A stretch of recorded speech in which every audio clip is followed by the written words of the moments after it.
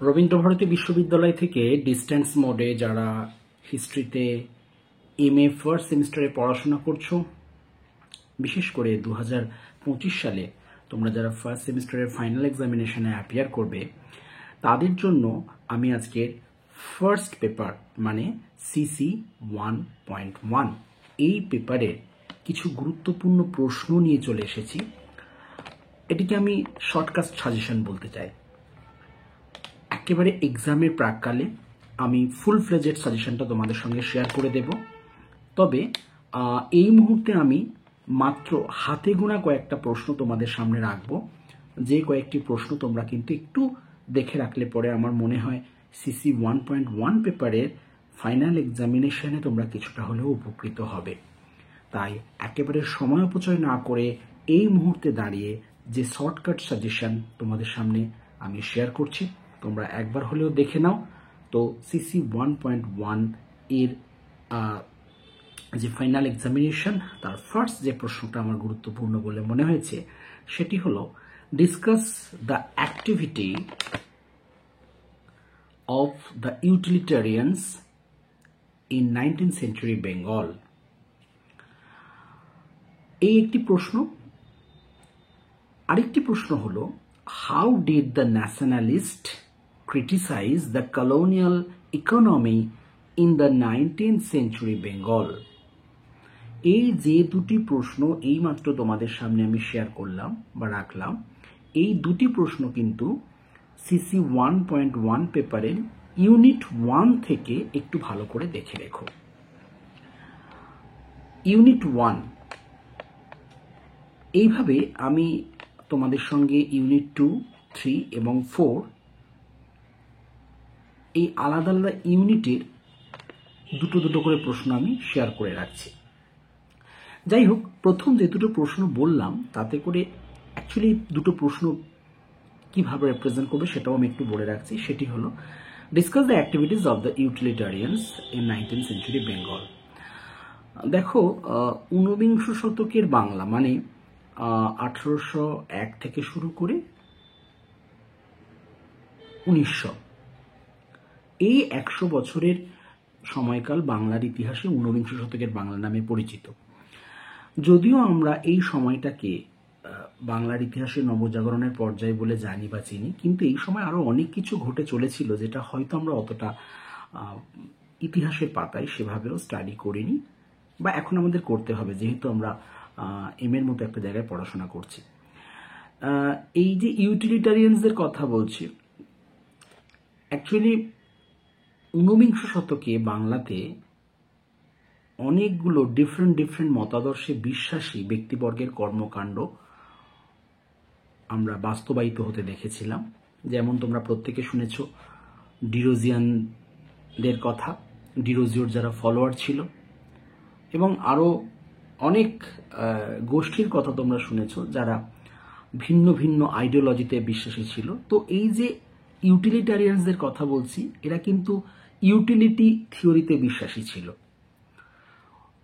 উপযোগবাদী যে চিন্তা ভাবনা, যে কর্মকাণ্ডে বিশ্বাসী ছিল। এবং খেয়াল রাখতে হবে, এটা যদিও বলা হচ্ছে যে ঊনবিংশ শতকে বাংলায় ইউটিলিটারিয়ানসদের যে কর্মকাণ্ডের কথা, কিন্তু এটার কিন্তু একটা বড় ব্যাপার স্যাপার কিন্তু আমরা ইউরোপে আমরা প্রত্যক্ষ করেছিলাম, এবং পরবর্তীকালে ইউরোপীয় যে ইউটিলিটারিয়ানদের কনসেপ্ট সেটা কিন্তু বাংলার আঙ্গিকে একটা বড় প্রভাব রাখে। সুতরাং এই প্রত্যেকটা বিষয় আমাদের মাথায় রাখতে হবে যখন আমি অ্যান্সারটা স্টার্টিংয়ে রিপ্রেজেন্ট করতে শুরু করব, এবং থ্রু আউট আমার অ্যান্সারের মধ্যে কিন্তু এগুলো রিফ্লেক্ট যেন হয়। তবে সেখানে কিছু ইউরোপিয়ানদের নাম বা তাদের অ্যাক্টিভিটিসের পাশাপাশি কিছু বাঙালি ব্যক্তিত্বও ছিল যারা কিনা এই ইউটিলিটারিয়ানসদের চিন্তা ভাবনার সঙ্গে সম্মতি জ্ঞাপন করেছিল এবং তাদের কর্মকাণ্ডে সামিল হয়েছিল। সেই পুরো আদ্যপান্ত ব্যাপারটা ফার্স্ট কোশ্চেনের মধ্যে ভাবে তোমরা রিপ্রেজেন্ট করো। দ্বিতীয় যে প্রশ্নটি বলেছি, how did nationalist criticise the colonial economy in 19th century Bengal. আবার সময়টা সেই ঊনবিংশ শতক, এবং এখানে কিভাবে জাতীয়তাবাদীরা ঔপনিবেশিক বাংলার যে অর্থনীতি সেটার সমালোচনা করেছেন।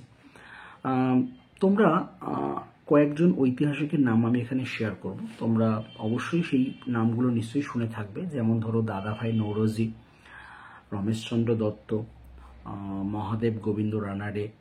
এই যে ব্যক্তিবর্গের কথা বললাম, স্পেশালি এই তিনজন যে ব্যক্তিবর্গের কথা বললাম, এই তিনজন কিন্তু মূলত জাতীয়তাবাদী অর্থনৈতিক চিন্তাবিদ বা অর্থনৈতিক বিশেষজ্ঞ বা ইতিহাসবিদ, যাই বলো না কেন। এরা ঔপনিবেশিক ভারতের যে অর্থনৈতিক কর্মকাণ্ড সেটার কিন্তু খুব সুন্দর ব্যাখ্যা করেছেন এবং মাঝে মধ্যে সমালোচনাও করেছেন, ইতিবাচক নেতিবাচক সবটা একটা ব্যালেন্স, একটা রিপ্রেজেন্টেশন করেছেন সময়ে সময়ে। তবে ঊনবিংশ শতকটাকে আমাদের খেয়াল রাখতে হবে। এখানে কিন্তু এই যাদের কথা বললাম এরা প্রত্যেকে অসম্ভব অসাধারণ অসাধারণ বই তারা লিখেছিল। যেমন ধরো আমি দাদাভাই নৌরোজির কথা বলতে পারি, poverty and British rule in India. Romeshchandra Dutt যেমন Cambridge economic history of India পরবর্তীকালে সংকলিত হয়েছে। তো এই সমস্ত বইগুলোর মধ্যে কিন্তু এদেশের যে অর্থনৈতিক কর্মকাণ্ড যেগুলো কিনা ইংরেজরা একের পর এক করে গিয়েছিল, তাদের মধ্যে যে ড্রব্যাকস, যে সীমাবদ্ধতা, যে সমালোচনার দিকগুলো তারা কিভাবে তুলে ধরেছেন। তোমরা প্রত্যেকে জানো রেলপথ স্থাপন বা ড্রেন অফ ওয়েলথ বা ডি ইন্ডাস্ট্রিয়ালাইজেশন, এই সমস্ত বিষয়গুলো এছাড়া আরও হাজার একটা বিষয় সেখানে আছে। সেখানে কিন্তু আমাদের জাতীয়তাবাদী যারা অর্থনৈতিক ইতিহাসবিদ বা চিন্তাবিদ তারা কিন্তু সমালোচনা করেছেন, সেই ব্যাপারগুলো কিন্তু এখানে রিফ্লেক্ট করতে হবে। সো এই দুটো প্রশ্ন ভীষণভাবে একটু দেখে রেখো এবং কিভাবে আনসারের মধ্যে কি কি দিকগুলো রাখবে সেটাও কিন্তু আমি বলে রাখলাম। এইবারে চলে আসবো ইউনিট 2। ইউনিট 2তেও দুটো প্রশ্ন শেয়ার করব। ফার্স্ট যে কোয়েশ্চেনটি সেটি হলো briefly analyse the process of urbanisation of Calcutta. Briefly analyse the process of urbanisation of Calcutta.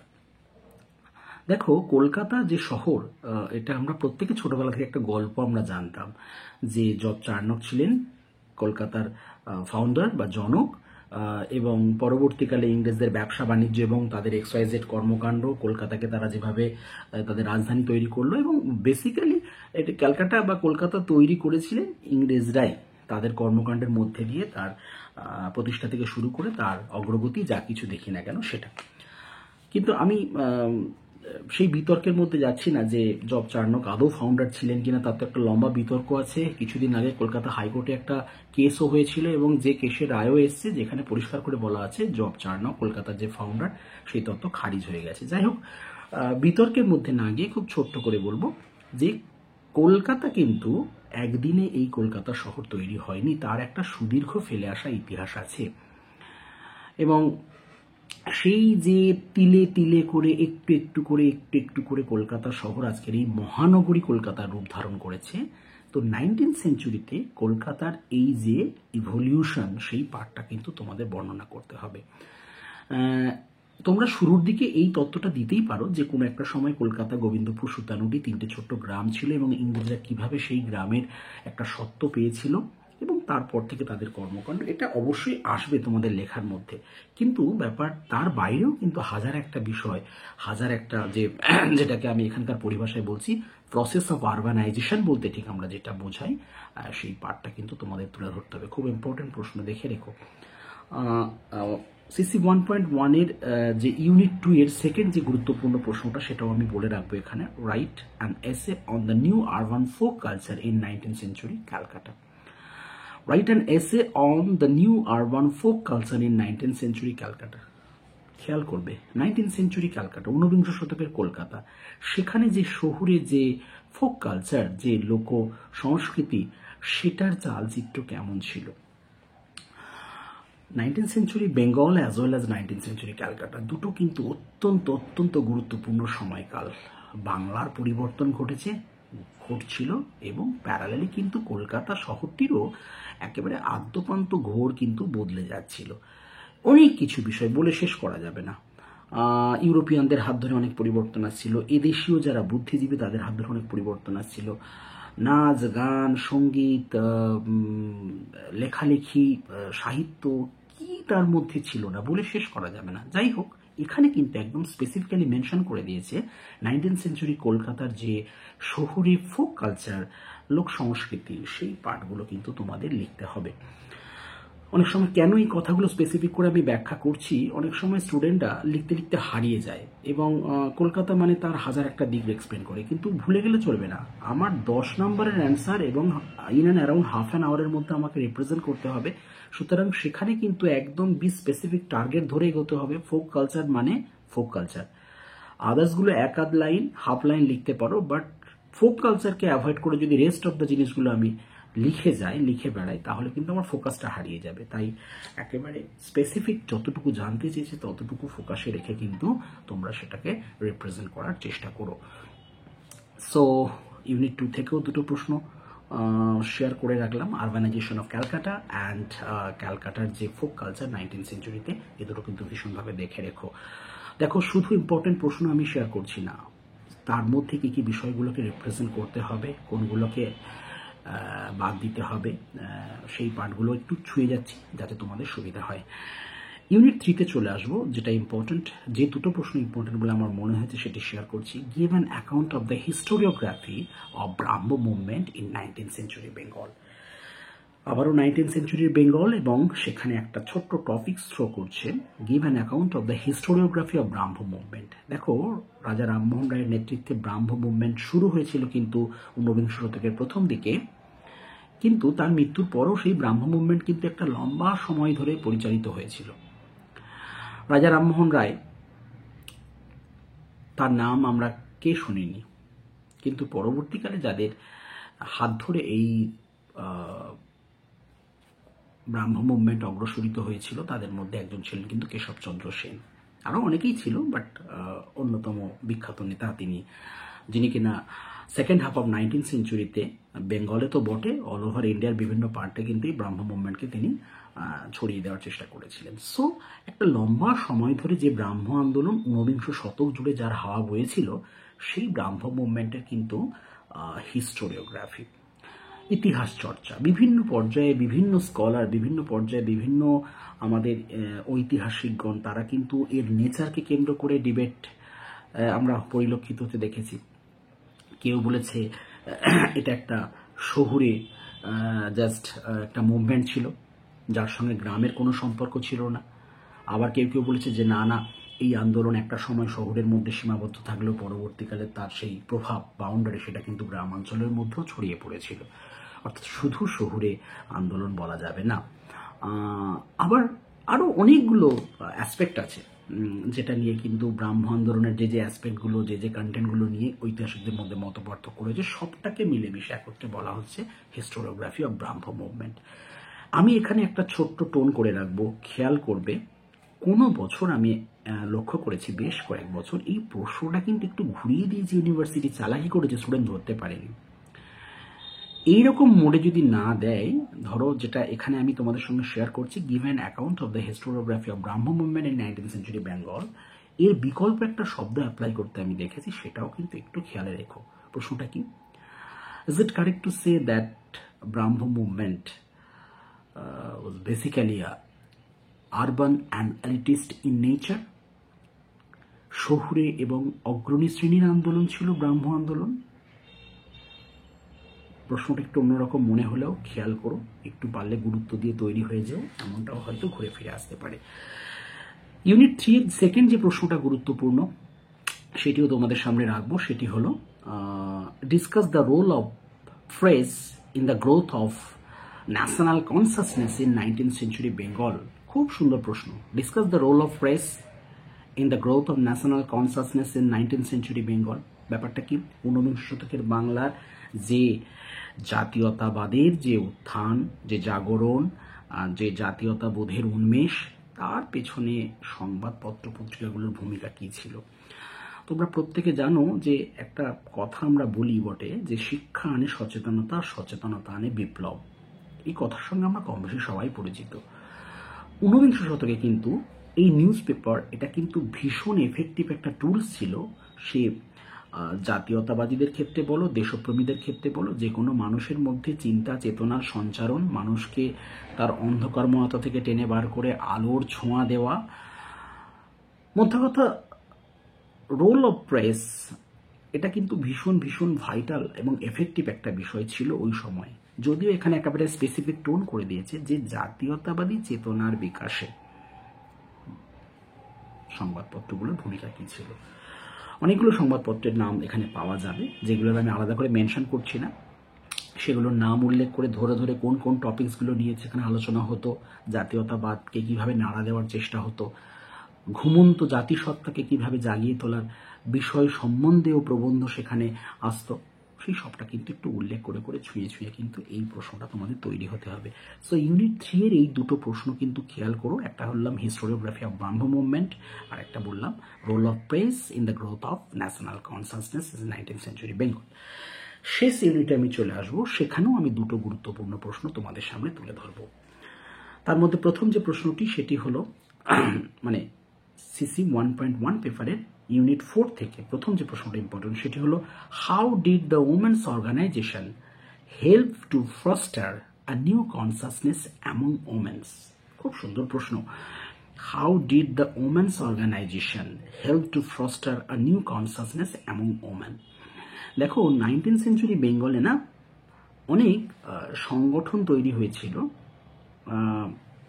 যেগুলো কিনা নারীদের দ্বারা পরিচালিত, নারীদের জন্য পরিচালিত এবং নারীদের সশক্তকরণের জন্য, তাদের আত্মনির্ভরশীল হয়ে ওঠার জন্য এমন অনেক প্রতিষ্ঠান কিন্তু তৈরি হয়েছিল, অনেক সভা তৈরি হয়েছিল।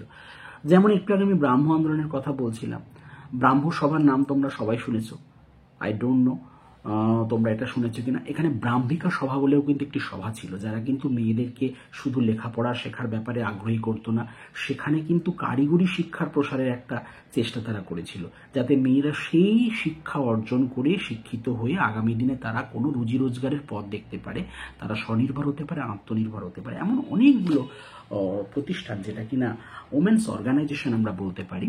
এটা তো শুধুমাত্র একটা দিক গেল, আরো অনেকগুলো দিক সেটা 19বিংশ শতকে বাংলায় কিভাবে হয়েছিল, সেই সমস্ত অর্গানাইজেশন বা প্রতিষ্ঠানগুলো কিভাবে নারীদের যে চেতনার জাগরণ ঘটিয়েছিল, নারী চেতনাকে অন্য দিকে ধাবিত করেছিল, পুরোটা কিন্তু খুব ভালো করে তৈরি হয়ে নিও এবং দেখে নিও।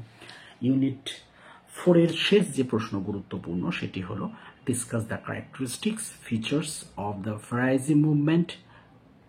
এর একটা পার্ট কোশ্চেন দিয়ে দেয়, হোয়াই ডিড ইট ফেল। আমরা জানি 19বিংশ শতকে বাংলায় যে সমস্ত মুভমেন্টগুলো হয়েছিল তার মধ্যে কিন্তু একটা ফরাজি মুভমেন্ট কিন্তু একটা অত্যন্ত গুরুত্বপূর্ণ আন্দোলন, আর তার পার্ট হিসাবে এখানে বলেছে হোয়াই ডিড ইট ফেল, শেষ পর্যন্ত এটা কেন ফেল করেছিল। তোমাদেরকে আমি বলবো যে শুধু ফরাজি মুভমেন্টটা করো না, তার কারণ ফরাজির সঙ্গে কিন্তু ওয়াহাবি মুভমেন্টটাও একটু দেখে রেখো। তার কারণ দুটো প্রায়, এর মধ্যে কিছু স্লাইড ডিফারেন্স ডেফিনেটলি আছে, বাট এগুলো প্রায় similar type of question. So আমি ফরাজিটা করলাম অ্যান্ড ওয়াহাবিটা করলাম না, এমনটা কিন্তু করতে যেও না। ইউনিভার্সিটি হতেই পারে চেঞ্জ করে দিল, discuss the characteristic features of the Faraizi and Wahabi movement and why did it fail, এভাবে দিয়ে দিতে পারে। অর্থাৎ এই যে ফরাজি মুভমেন্ট, এই যে ওয়াহাবি মুভমেন্ট, একটা সময় তো আমরা জানি এগুলোকে বেসিক্যালি আমরা রিলিজিয়াস মুভমেন্ট হিসাবে জানি, যে একটা ধর্মীয় চরিত্র বিশিষ্ট আন্দোলন বলে আমরা প্রত্যেকে জানি। বিশেষ করে ইসলাম ধর্মের তার যে রিফ্রেশমেন্ট এবং তার যে শুদ্ধিকরণের যে একটা ব্যাপার স্যাপার এখানে চলেছিল এই মুভমেন্টগুলোর মধ্যে দিয়ে। কিন্তু পরবর্তীকালে খেয়াল রাখতে হবে এই মুভমেন্টগুলোর নেচার কিন্তু বদলেছে। মানে ঔপনিবেশিক শাসনের বিরুদ্ধে কিন্তু একটা পর্যায়ে এই আন্দোলন কিন্তু ইউটার্ন নিয়েছিল। অর্থাৎ একটা পর্যায়ে দেখলে তোমার মনে হবে it's treat as a religious in nature, but in other ডাইমেনশনে দেখলে তোমার এক একটা জায়গায় মনে হবে যে না, এটা তো শোষণের বিরুদ্ধে প্রতিবাদ করছিল, এরা লোকাল জমিদার যারা ছিল তাদের যে অত্যাচারের বিরুদ্ধে প্রতিবাদ করছিল, ইনফ্যাক্ট ব্রিটিশদের যে রেভিনিউ সিস্টেম বা তাদের যে অত্যাচার, তাদের যে কর্মকাণ্ডের বিরুদ্ধে প্রতিবাদ করছিল। সো কোথাও মনে হবে সাম্রাজ্যবাদ বিরোধী নেচার এর মধ্যে পরবর্তীকালে এসে গিয়েছিল। সুতরাং সময়ে সময়ে এই মুভমেন্টগুলো অন্যান্য কিন্তু নেচারও রিফ্লেক্ট হতে আমরা দেখেছিলাম। সো প্রত্যেকে এই যে 8টি প্রশ্ন আমি শেয়ার করলাম, ফার্স্ট, সেকেন্ড, থার্ড, ফোর্থ 4টে ইউনিট আছে সিসি 1.1 পেপারের, সেই 4টে ইউনিট থেকে দুটো দুটো করে মাত্র প্রশ্ন শেয়ার করলাম। এবং শুধু প্রশ্ন শেয়ার করলাম না, প্রশ্নের মধ্যে কোন কোন বিষয়গুলোকে রাখতে হবে, কোনগুলোকে খানিকটা হলেও তোমাদের নেগলেক্ট করতে হবে, সবটাই আমি বলে দিলাম। আশা করব এগুলো আপাতত তোমরা দেখতে থাকো। আর ফাইনাল এক্সামিনেশনের বেশ কিছুদিন আগে আমি কিন্তু একদম ফুল ফ্লেজেড সাজেশন আমি তোমাদের সঙ্গে শেয়ার করে রাখবো, যার মধ্যে দিয়ে তোমরা ডেফিনেটলি কিন্তু ম্যাক্সিমাম কোয়েশ্চেনটাই তোমরা জানা পাবে এবং সেগুলো তোমাদের ভীষণ ভীষণ উপকারে আসবে ভালো রেজাল্ট করার ক্ষেত্রে। প্রত্যেকে ভালো থেকো, এই ছোট্ট একটা আশা রেখে আমি আমার ক্লাসটা শেষ করলাম। Best of luck.